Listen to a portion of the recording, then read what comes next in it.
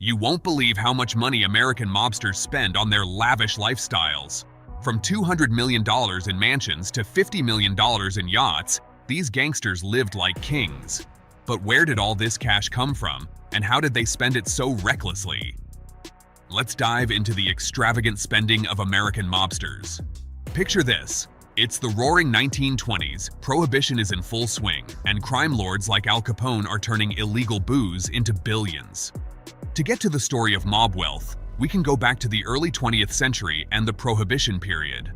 Crime flourished as business sales, which earlier provided the means for prohibition, became the sole monopoly of the underworld. Seemingly, such options as bootlegging were used by Al Capone and Lucky Luciano to get billions from the sale of illicit alcohol. Alone, it was prophesied that Capone was making $100 million per year through alcohol sales. But it was not about earning money. It was about how they spent it and the displays they made. From sprawling estates in Palm Island to opulent penthouses in Miami, mobsters lived in homes that would make royalty envious. Now, there is nothing like extravagance when it comes to the real estate business for mobsters. To illustrate this, Al Capone bought a huge villa in Palm Island, Florida for approximately $1 million. It would be valued at more than $15 million in today's money. This mansion has facilities such as a swimming pool, a tennis court, and a dock that the owners could use. Capone was not the only one. Meyer Lansky, also known as the mob's accountant, had a $100 million penthouse in Miami Beach with a private elevator and views of the ocean. The Gambino family didn't just rule the streets, they built an empire of luxury properties, solidifying their power and wealth.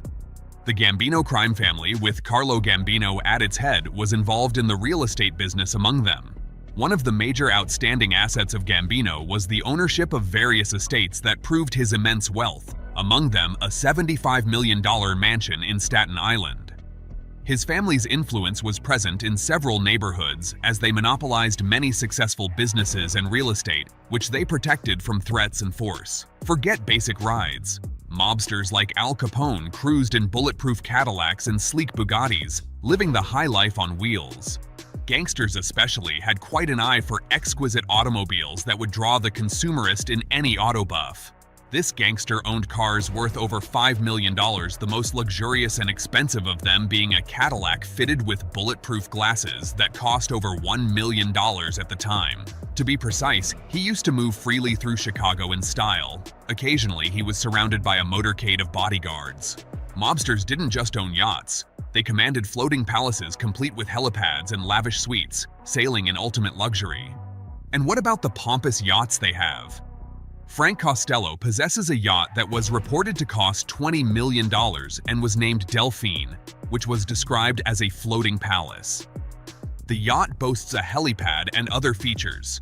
Benjamin Siegel, the second billionaire mafia tycoon, had a luxurious boat with the name Eisworth. At the same time, Meyer Lansky owned a yacht with a capacity of $30 million, the name Mariner, where he invited his partners to celebrate. Diamonds, designer suits, and custom watches were standard fare for mobsters who wanted to flash their wealth and power. When it came to jewelry, there was no metered impression for the men of the mafia. They went all out. The then famous Lucky Luciano had a collection of diamond rings and watches estimated to be worth $10 million. He was most of the time dressed in spotless, well-tailored suits and the latest accessories to match the image of a powerful and wealthy man. Think mobsters were all about suits? Think again. Mink coats and sable stoles were the fashion of choice, showcasing their extravagant taste. Organized criminals also had to live a lifestyle of exuberance, especially when it came to dressing. Carlo Gambino has lavished himself with mink coats and sable stoles that cost roughly $20 million. These were not just clothes, these were fur garments, exotic, costly, and meant to tell the world they were rich. Las Vegas wasn't built by luck alone. Mobsters turned gambling into a goldmine, transforming the Strip into a playground of excess. Cosa Nostra members were and still are expected to love gambling and entertainment. Thus, Meyer Lansky played a major role in organizing casinos in Las Vegas, which brought him tremendous profit. The stakes he has taken on the Sands Hotel and Casino and Flamingo have played part and parcel in establishing the Las Vegas Strip as the entertainment city of today.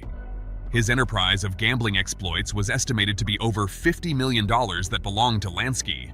Extravagant parties at places like the Copacabana nightclub were more than just fun. They were a testament to the mob's control and charisma. The movie also depicted that mobs also liked to organize parties, like fashion parties, amazingly. Frank Costello was involved in owning the Copacabana nightclub, which was established in New York and was a favorite with the societal bigwigs as it provided entertainment in the form of performances and NY eats. According to the available information, he invested about $25 million in entertainment and other events, thus becoming an invulnerable godfather of the criminal kingdom. Mobsters weren't just criminals, they were benefactors, using philanthropy to buy goodwill and respect in their communities. Notably, some of the mobsters were involved in philanthropic acts to ensure that their image in society was good and that they were favored by everyone in the society. Charles Lucky Luciano also gave millions to Italian-American welfare organizations to build schools and communal facilities. While some people regarded such relations as a sign of cordial business relations, others saw them as a means of carrying out money laundering and attaining respectability. So, what can we learn from the extravagant spending of American mobsters? Their lives were filled with luxury, power, and ultimately, downfall. While they enjoyed the fruits of their illegal activities, the consequences often caught up with them. What do you think? Is it all about the money, or is there more to the mobster lifestyle? Let us know in the comments below. Thanks for watching.